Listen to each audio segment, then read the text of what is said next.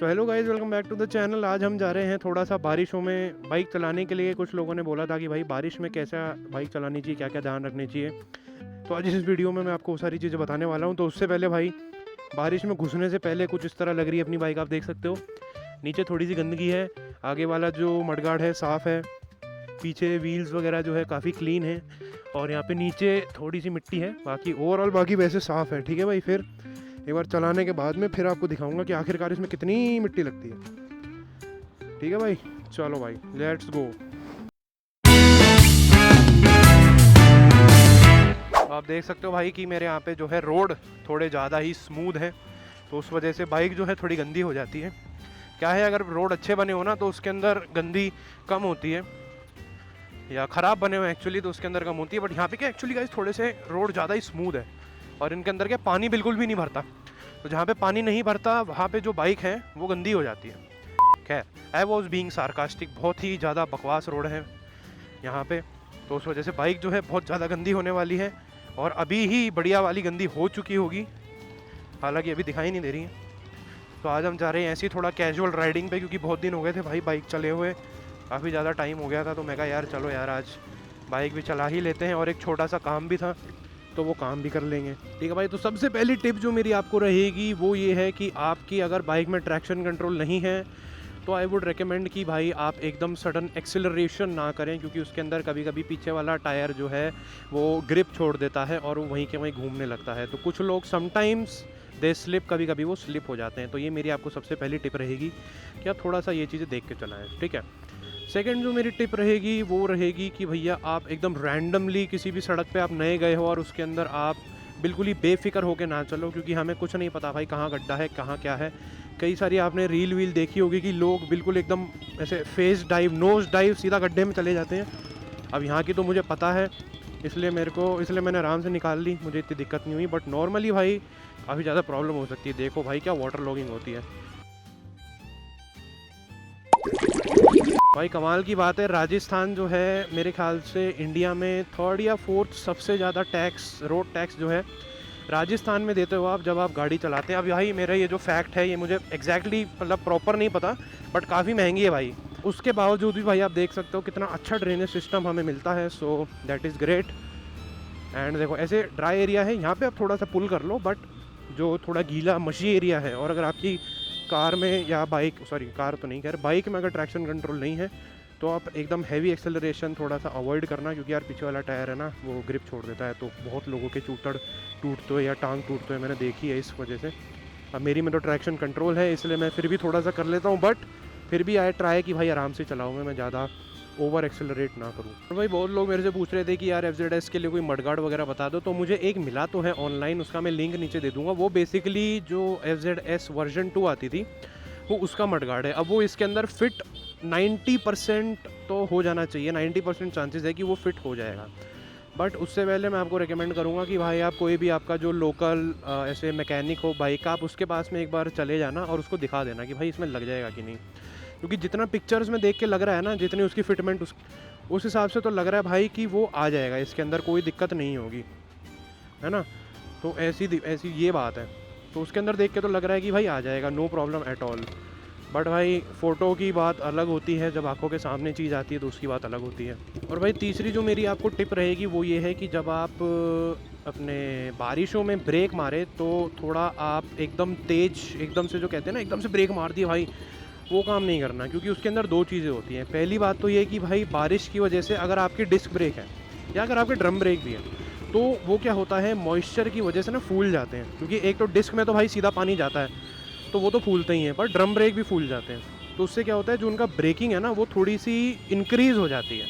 तो जितना आप नॉर्मली ब्रेक मारते हैं ना उससे आप थोड़ा सा भी जोर लगाओगे ना तो भी आपको उतनी ब्रेकिंग मिलेगी जितने नॉर्मल आप फोर्स लगाते हो। तो उसकी वजह से भाई आपके व्हील लॉक होने के चांसेस ज़्यादा होते हैं। अब जिन गाड़ियों में ABS नहीं है, अब जैसे ये है मेरी वाली FZS वर्जन 4, इसके अंदर भी सिर्फ सिंगल चैनल है, यानी कि सिर्फ फ्रंट टायर में ही ABS आता है, इसके अंदर रियर टायर में ABS नहीं है। तो इसके अंदर जब मैं रियर वाला ब्रेक, अबे पॉपअप बजा रहा है, सॉरी फॉर द इंटरप्शन।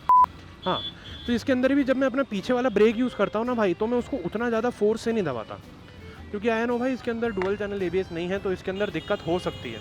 कि भाई मेरा पीछे वाला ब्रेक लॉक हो जाए और मैं वहाँ पे एकदम ऐसे स्लिप हो जाऊँ, मेरा पीछे वाला टायर स्लिप हो जाए, स्किड हो जाए और मैं गिर जाऊँ नीचे। तो ब्रेकिंग का भी भाई थोड़ा सा आपको ध्यान रखना पड़ता है। एंड सेकंड चीज़ भाई, जब भी आप सेकंड नहीं, एक्चुअली फोर्थ टिप, कि जब भी आप किसी भी मशी एरिया से निकल रहे हैं तो उसके अंदर आपको वापस से अगेन 2 चीज़ों का ध्यान रखना है। पहली चीज़ तो ये कि जब आप उससे निकल रहे हो तो आपको उसके अंदर ब्रेक नहीं दबाने हैं, ठीक है? क्योंकि अगर आपने उसके अंदर ब्रेक दबा दी है, क्योंकि उसके अंदर भाई आपके टायर के पास में ना आप लगा लो ऑलमोस्ट 20 to 35% ही ग्रिप होती है। इतनी ज़्यादा ग्रिप नहीं बना पाता मशी एरिया में, जैसे जिसको हम लोकल भाषा में गारा बोलते हैं ना, एकदम जो उसको गीली कीचड़ बोलते हैं। तो उसके अंदर क्या है भाई, उतनी अच्छी जो है आपकी बाइक का टायर ग्रिप नहीं बना पाता। अरे भाई भाई भाई भाई भाई अभी देखो, जैसे मुझे पता था कि यहाँ पे गड्ढा है तो मैं पहले ही स्लो हो गया, ठीक है?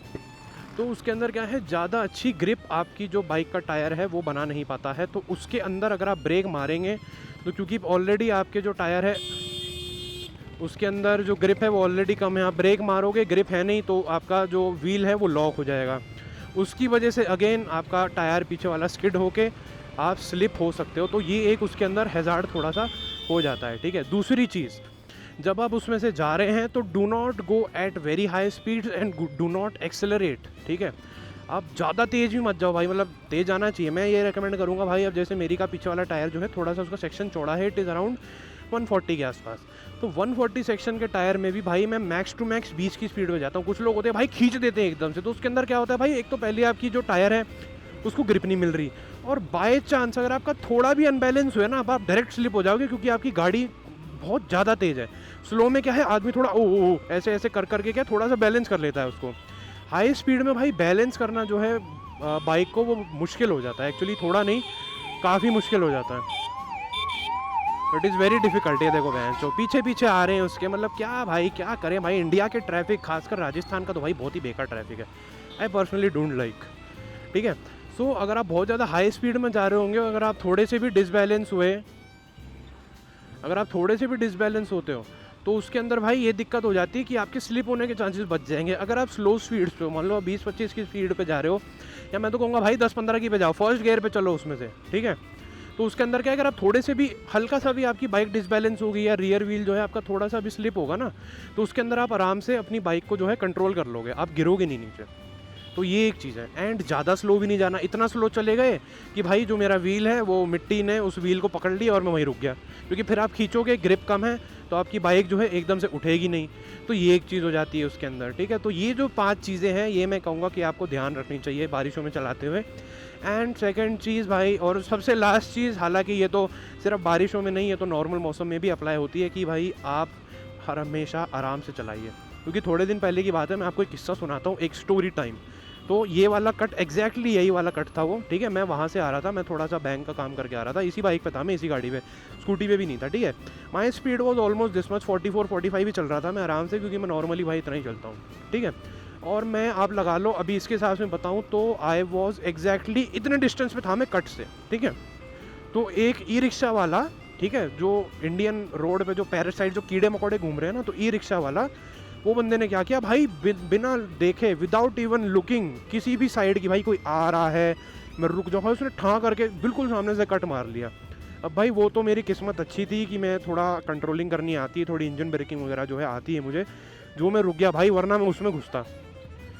एंड थैंकफुली भाई हेलमेट वगैरह जो है वो पहन रखा था मैंने, तो हालांकि मैं गिरा नहीं, बच गया। पर भाई फिर जो मैंने उसको सुनहरे शब्द गए, उस दिन मुझे लगा यार कि ये क्या बोलते हैं इसको, मोटो ब्लॉग वाला कैमरा हमें हमेशा लगा के रखना चाहिए, क्योंकि उस दिन बढ़िया फिर बीफ होती भाई, खूब बढ़िया लड़ाई हुई मेरी, मैंने उसे गालियाँ दी, मैं कैसे आ रहा है बीच में साले मारो ये वो, फिर उसने मुझे गालियाँ दी, फिर ऑलमोस्ट हाथापाई पे बात आ गई थी। फिर एक दुकान में से भैया निकल के आए, क्योंकि यार मत लड़ो यार, कोई बात नहीं, फिर उसने मेरे को समझाया, क्योंकि आप तो समझदार हो यार, आप तो समझो चूतियाँ हैं, मतलब sorry to use harsh language, और उन्होंने मुझे यही बोला था कि भाई ये तो ऐसे हैं भाई, वैसे हैं, ये तो देखते नहीं हैं आप, तो वो कोई बात नहीं यार, जाने दो, इनसे क्या मुंह लगना है वगैरह वगैरह। तो ये चीज़ें रहेगी भाई, ये 5 मेरी टिप्स रहेगी कि पहले अननोन रोड्स पे आप बड़े ध्यान से चलिए, क्योंकि इसके अंदर आपको गड्ढे का नहीं पता, कहाँ गड्ढा है क्या है, पता चलो नो राइट ढाएँ करके आप उसके अंदर चले गए।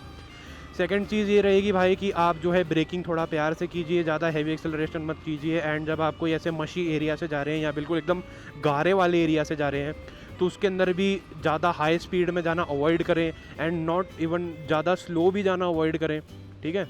वो मैंने आपको सारे रीज़न बताई दिए। एंड ओवरऑल भी बारिशों के टाइम पे थोड़ा सा कंट्रोल्ड स्पीड में चलो आप, ठीक है।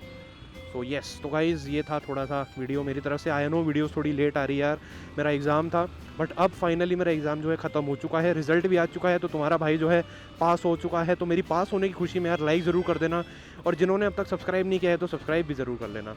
तो गाइज़ आज की वीडियो के लिए इतना ही। Thank you for watching, subscribe to the channel and Jai Mahakal everybody, bye bye. अरे safari beauty, I love this car.